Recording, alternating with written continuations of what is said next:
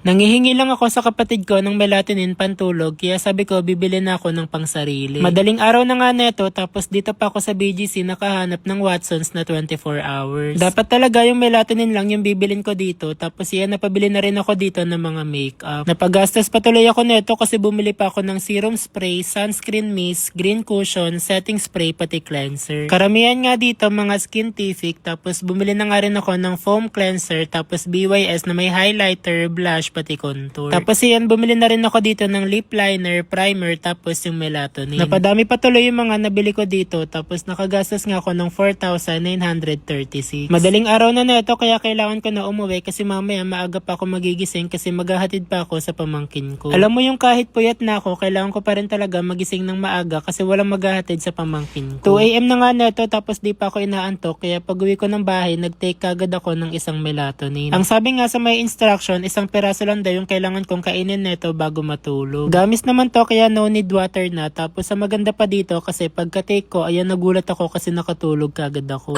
Tapos mga 7:50 nagising na ako kasi ginising na ako ng pamangkin ko. Sabi ko nga kay Jaden, gisingin niya ako kapag aalis na tsaka kapag wala na siyang gagawin. Inaantok pa kasi ako kapag inaantay ko pa siyang magsasapatos kaya sabi ko dapat pagising ko aalis na lang. Grabe, sobrang traffic nga neto kasi yung pasok ni Jaden 8:10 tapos ayan nakarating nga siya sa school ng 8:22. Super lapit lang talaga ng school ni Jaden sa bahay namin pero grabe sobrang traffic talaga sa main gate. Tapos pag uwi nga ng bahay diretso alis na kagad kami ni mama kasi gusto daw niya magpatawas. Hindi yung tawas na nilalagay sa kilikili kasi gusto lang daw talaga niya malaman kung bakit daw di siya makatulog ng maayos sa gabi. Wala nang ibang driver dito sa bahay kaya sabi ko ako na lang din yung magdadrive. Si mama kasi kagabi nagpahatid sa may ospital kasi hindi daw talaga siya makatulog. Yan talaga yung problema ni mama pero nakahingi naman na siya ng gamot pampatulog. Sabi nga niya kanina buti na lang nakaslip siya ng mahigit 6 hours. Tapos yan pagkarating nga namin dito sa may San Juan sinimulan na rin kagad tawasan si mama. Sabi ko nga kay mama baka naman if ever na merong makita mag-overthink na naman siya tapos pwede pa yun mag-cause nang hindi na naman siya makakatulog. Sabi ko nga kay mama dapat di na siya nagpatawas kasi baka mamaya mag-overthink na naman siya. Kaso nga lang gusto niya talaga tapos pinipilit niya ako kanina pa. Tapos yan ang galing nga kasi naglagay lang si ate ng oil sa likod ni mama tapos bond paper. Nilagay nga lang ni ate yung bond paper sa likod ni mama tapos tinapat sa ilaw para mabasa. Ayan o.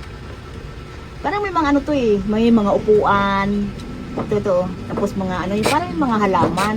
Ayan o. Saan? Ayan o, ayan o. Saan? Hindi ko makita. Hindi nyo makita. Ayan o. Ayan o, tao yan o. Ayan o. Oh, ang pogi niya o ano. Eto tao, tapos ito. O, tao din yan. Pero matanda na siya, mahabang buhok. Ayan o. Ay, hindi nyo nakita. Ayan, ang gwapo niya o. Sabi nga ni ate, meron daw siyang nakitang bata na pogi tapos dalawang matanda na iba yung buhok. Sabi nga ni tita kay mama, dapat daw dalhin ni mama yung bond paper tapos sa bahay daw susunugin. Tapos ito nga si tita, nagpatawas na rin tapos nagpatanggal na rin ng lamig sa likod. Galing pa nga sila tita ng province neto tapos umuwi lang saglit ng bahay para magpatawas. Pero okay naman na si mama tsaka nakakatulog na ulit.